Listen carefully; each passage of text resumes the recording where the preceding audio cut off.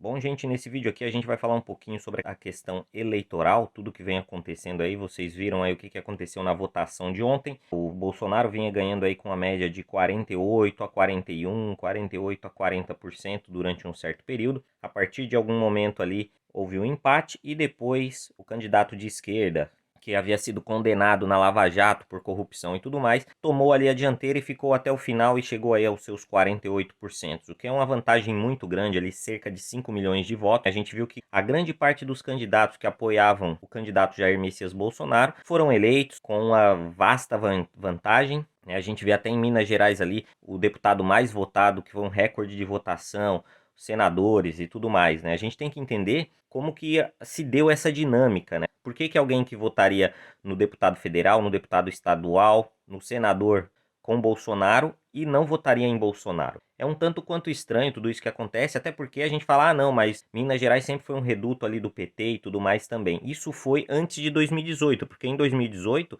a Dilma se candidatou, sendo a candidata do Lula, né? Ela que teve ali o seu esquema também feito para poder se reeleger novamente, ficar elegível na verdade, e ela não conseguiu sequer votação suficiente para ser senadora por Minas Gerais. A questão é, uma pessoa que não era nem senadora por Minas Gerais, como que ela chegou à presidência da República? Ah, mas tinha o apoio do Lula e tudo mais, no primeiro mandato. No segundo, todo mundo ali sabia que foi meio estranho, né? Teve aquele apagão e tudo mais, e depois a votação ali, a cor voltou virada já praticamente. Então, coisas estranhas acontecem no Brasil. A gente sabe que a gente tem um STF que foi aparelhado e agora, se acontecer a entrada do PT, vai ter um aparelhamento ainda maior, porque o próximo presidente vai indicar mais 2 ministros do STF.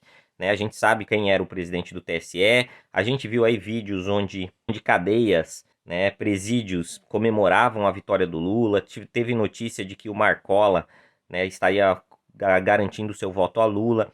E aí, logicamente, tentaram cobrir essa informação como se ela fosse fake news, mas em outros vídeos onde os caras foram gravados falando ou até mostrando o seu rosto, eles sempre apoiaram Lula, né, naquele papo lá do diálogo cabuloso e tudo mais. Mas infelizmente nós vivemos aí no Brasil e o Brasil é assim. A gente não sabe o que vai fazer, porque é estranho, né? Quando o Bolsonaro ganhou, ele não tinha o Congresso. Agora que ele teria um Congresso mais favorável a ele e a tudo que ele poderia aprovar, e uma chance maior de tudo que ele tentou fazer e não conseguiu graças a um congresso de esquerda, ele não vai ter isso nesse novo mandato. E aí o que eles fazem? O seu esquema para que o presidente não se eleja, porque aí eles vão ter um presidente que vai vetar tudo que sair do Congresso, e aí o Congresso vai poder derrubar esse veto. Mas aí depende de ter maioria e tudo mais. E a gente sabe que os dois maiores colegiados ali no Congresso agora são os pró-Bolsonaro e os petistas, né? Logicamente, todos que vêm depois são ali laranjas do PT, né? A gente sabe que PSOL é laranja do PT, Solidariedade é laranja do PT, PSDB, PMDB são laranjas do PT. Então, a gente fica nessa, né? O pessoal ficou reclamando do Bolsonaro ali nos debates. Ah, não, entrou um padre laranja. Todos os outros eram e sempre foram laranjas do PT. E ninguém nunca reclamou. Isso são coisas estranhas que acontecem na política brasileira. Mas o que a gente tem que fazer agora é se conscientizar e pegar pessoas conscientes, pessoas honestas, pessoas trabalhadoras, pessoas que têm ali um bom senso mínimo para o julgamento do que é corrupção e do que não é corrupção. Muita das pessoas que não gostavam do Bolsonaro, por já vir de uma cultura política de alguma forma, né, de uma cultura um pouco ideológica e política ligada a determinados partidos, elas acabariam não votando nenhum dos dois, mas agora não tem aquela de lavar as mãos, né? Quando a gente fala contra o comunismo, tenho feito alguns vídeos aqui contra comunistas, tentando desvendar tudo que eles falam e desmentir tudo que eles falam, porque eles criam histórias, eles omitem informações, tudo em prol de chegar ao comunismo. Porque toda essa galera que é muito pró-comunista, eles acham que eles vão estar no poder de alguma forma ou ligados a quem está no poder. Porque no comunismo, se você não está ligado aos grandes poderosos ali, né? A elite política, você vai acabar indo parar em gulag, em lugares de trabalho forçado, porque essa é a tendência. A gente vê vídeos aí do Lula, vídeos bem antigos, onde ele fala que seu plano não dá para aplicar no Brasil um socialismo, comunismo à la Cuba, porque é muito drástico, tem que ir lento, a gente vai fazer isso durante anos e a gente vai chegar lá, ou seja, o plano dele é sempre esse. O que mais me impressiona é que as pessoas supostamente votaram, vamos dizer que esses votos foram todos reais, em um candidato que não tem um plano de governo. Ou seja, não ter um plano de governo, está ligado à corrupção, colocar ali à sua volta um monte de políticos corruptos, faz de você alguma credibilidade, é no mínimo estranho. O cara não conseguia sair na rua, não juntava tantas pessoas quanto Bolsonaro juntava, e é bem estranho tudo isso, porque como que acontece isso? A maior bancada de senadores, maior bancada de deputados, maior 60% dos governadores do Brasil tem ali uma tendência mais à direita. Como que depois de tudo isso, o cara que é o candidato ao presidente, que praticamente puxou todas essas pessoas, não seria eleito? Então é um tanto quanto estranho.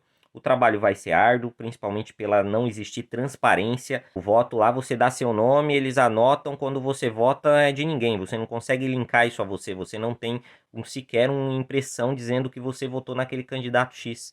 Então é um tanto quanto estranho o nosso sistema eleitoral, mas é o que temos para hoje e o que eles forçaram a população a aceitar, com aquela velha máxima de que tecnologia, nós somos a modernidade que praticamente país nenhum aceitou. É um tanto quanto estranho, mas vamos fazer o nosso trabalho aí. O Brasil merece uma chance, principalmente agora que teremos um Congresso e um Senado mais voltado para as pautas de direita, que a maioria da população brasileira, né, cristã, e mesmo os ateus que respeitam uns aos outros, eles estariam desse mesmo lado. Mas infelizmente, a gente tem uma parcela muito grande que ou é iludida ou realmente são pessoas de má índole que apoiam candidatos corruptos, candidatos que fizeram praticamente um genocídio aí no Brasil com a corrupção, né? Quando você tira dinheiro da saúde, você rouba dinheiro da educação, você está destruindo o futuro de um país, você está destruindo vidas ali naquela corrupção. Então a gente tem que pensar em tudo isso